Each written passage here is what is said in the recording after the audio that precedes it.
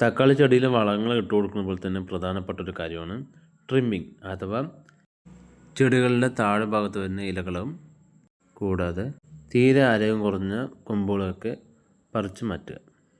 ഇങ്ങനെ ചെയ്യുന്നത് എന്തിനാണെന്ന് വെച്ചാൽ ചെടീൻ്റെ വളർച്ചയ്ക്കും അതുപോലെ തന്നെ കായ് ഫലം ഉണ്ടാകാൻ വേണ്ടിയിട്ടാണ്.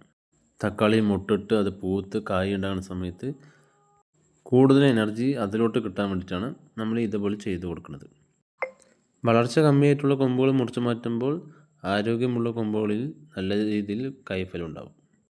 പിന്നെ ഇതുപോലത്തെ ട്രിമ്മിങ് കാര്യങ്ങളൊക്കെ ചെയ്യുന്ന സമയത്ത് ഭയങ്കര അടിപൊളിയാണ്. അത് ചെയ്ത് നോക്കുമ്പോൾ അതിനൊരു ഭയങ്കര സുഖം അറിയാൻ പറ്റും. എല്ലാം ഒന്ന് ചെയ്ത് കഴിഞ്ഞപ്പോൾ കണ്ടില്ലേ, ഇതാ ചെടിയൊക്കെ നല്ല ഉഷാറായി നല്ല വൃത്തിയൊക്കെ നിൽപ്പുണ്ട്. ഇപ്പോൾ തന്നെ ട്രിമ്മിങ് തുടങ്ങാനുള്ള മെയിൻ റീസൺ എന്താ വെച്ചാൽ നമ്മുടെ തക്കാളി ചെടി പൂത്ത് തുടങ്ങി. ഈ ചെറുതല്ല, വേറെ ചെടികളൊക്കെ പൂത്ത് തുടങ്ങിയിട്ടുണ്ട്. അപ്പോൾ കാണിച്ചു തരാം. ശരിക്കും പറയുന്നത് മാറ്റി നട്ട് 3 ആഴ്ചക്കുള്ളിൽ തന്നെ പൂത്തിട്ടുണ്ട്. ഇത് നമ്മുടെ കുറ്റി തക്കാളി ചെടിയാണ്. അതുകൊണ്ട് തന്നെ അധികം ഹൈറ്റ് വെച്ചിട്ടില്ല. ഇതേ കണ്ടില്ലേ, ഈ ഒരു ഹൈറ്റേ വെച്ചിട്ടുള്ളൂ. നമ്മൾ നേരത്തെ പറയണത് ഞാൻ തക്കാളി വേസ്റ്റ് ഇട്ട് മുളപ്പിച്ചെടുത്ത തക്കാളി ചെടിയാണ്. അതൊക്കെ ഭയങ്കര ഹൈറ്റായിരുന്നു.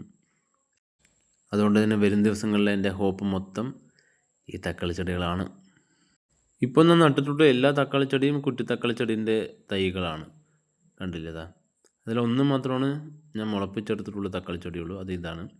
അത് കുറച്ച് ഹൈറ്റ് പോകുന്നുണ്ട്. അതുകൊണ്ടൊരു കമ്പിൽ കെട്ടി വെച്ചിട്ടുണ്ട്. പിന്നെ നമ്മുടെ തക്കാളി കായ്ച്ചു തുടങ്ങി. ഇപ്പോൾ നട്ടിട്ടുള്ളതിൽ ഫസ്റ്റ് കായ്ച്ചതും പൂത്തതും ഈ തക്കാളി ചെടിയാണ്.